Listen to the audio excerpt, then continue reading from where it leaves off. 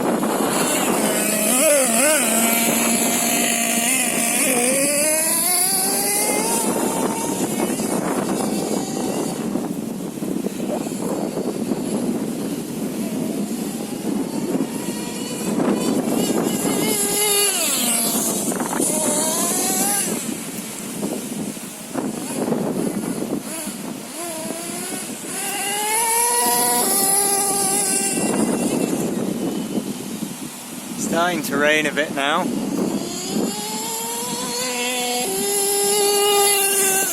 think I've got the gearbox tuned pretty well.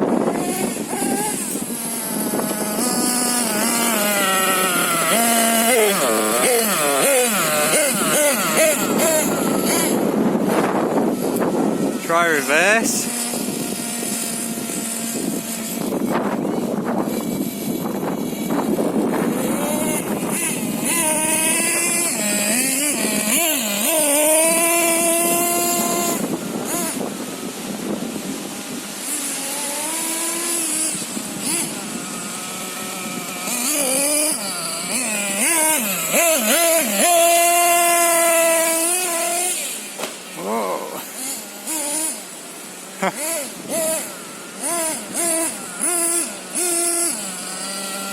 Well, reverse is working good. That's neutral.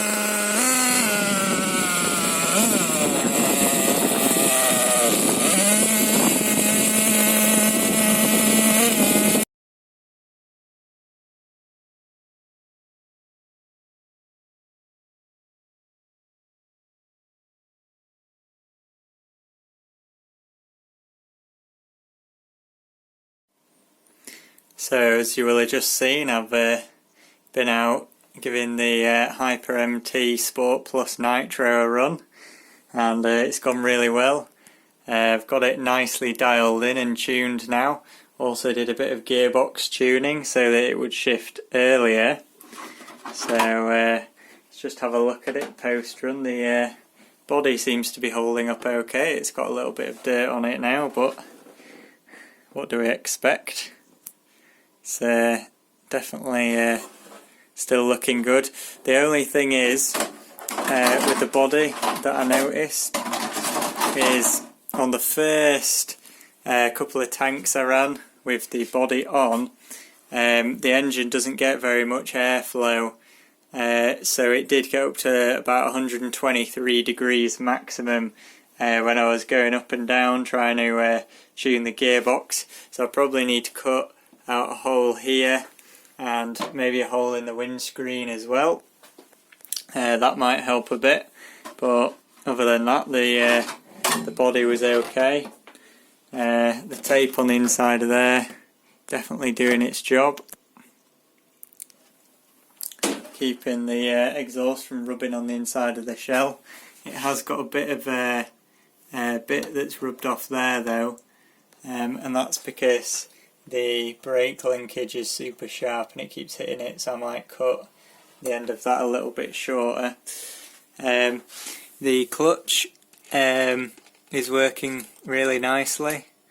I'm liking the Reds Racing 4-shoe clutch. That worked well.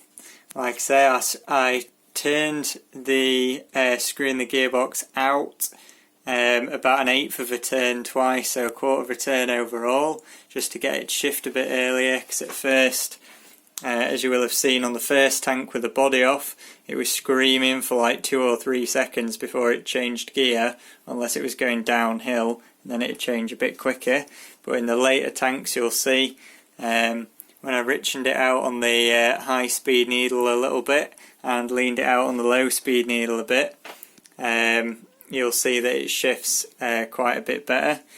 The other thing I was going to mention was you might have seen the idle was quite high in a lot of the video, and that's because to start the truck I've got the throttle trim set up to 20% higher than normal, and I keep forgetting to turn it back down again, so I need to go from plus 20 to get it started to about minus 10 to get it down to a decent idle speed. But I did keep forgetting to do that, so it was a bit of a fail. You can see I got some mud on the heatsink there. Obviously when I was running without the body it did flip over, as you will have seen in the first clip, but yeah, it ran pretty well. I ran quite a bit of fuel through it, probably another litre or so. You can see I've got a bit left in the tank there. I was going to finish the rest of the fuel bottle, but it started chucking it down with rain, so I had to come back in. It was raining for a bit of the bash, and these front servos aren't waterproof. I don't know about this Hobao one here, but the steering and the gear change servo aren't waterproof, so I did run it in the wet a little bit. Well, it wasn't really wet, it was just drizzling, but once it started raining properly I just turned it off and then came back. So on the next session what I plan to do is some jumping with it basically, and get her airborne, see how it goes. At the end of the very last tank I did try a couple of little jumps at the skate park, but the smaller ones just going up and down, nothing too crazy, no flips or anything.